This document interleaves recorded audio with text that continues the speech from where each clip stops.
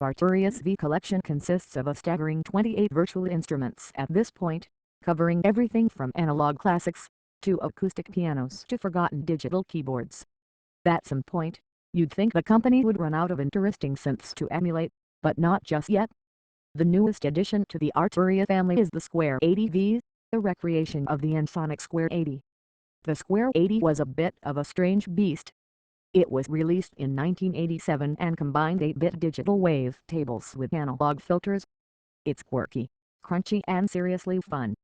It combines crunch lo-fi digital samples with analog warmth for something pretty unique. Also, at a time when many synth makers were stripping down their interfaces while stuffing in every feature they could imagine, the Square 80 was surprisingly easy to program.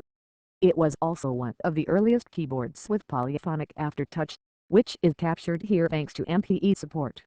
Arturia normally takes great pains to recreate the physical appearance and controls of a synth they're emulating, but the company simplified things a bit for the Square 80V. You can change the oscillator waves and tweak the filter, but many of the controls, like the 3 LFOs and 4 envelopes, are all on a separate synthesis tab that's a little more mouse-friendly. Arturia also went all out with the sound sources. It includes the original 75 waveforms, as well as the hidden waves from the Square 80 and its predecessor the SQ1, plus a selection of transient waveforms.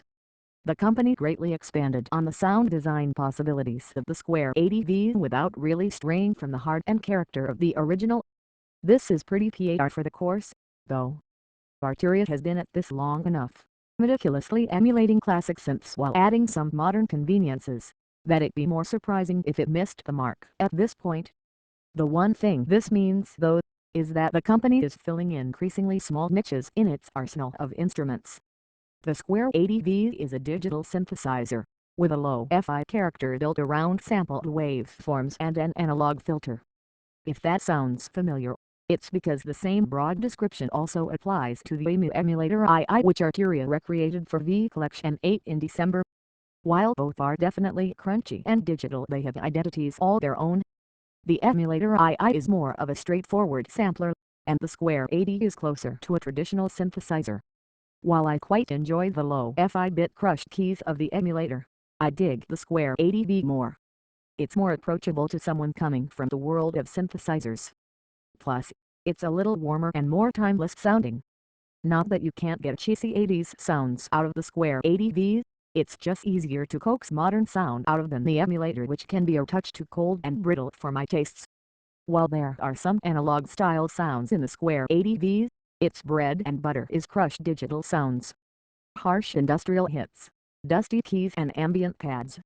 There are 2 sound packs being released alongside it that lean into those strengths, Dust Factory and Raw Machinery. But even if you skip the sound packs, you should be able to easily find sounds that you like either in the included presets or by designing your own. And building your own patches is pretty simple. The 3 digital oscillators have drop-down menus for selecting waveforms.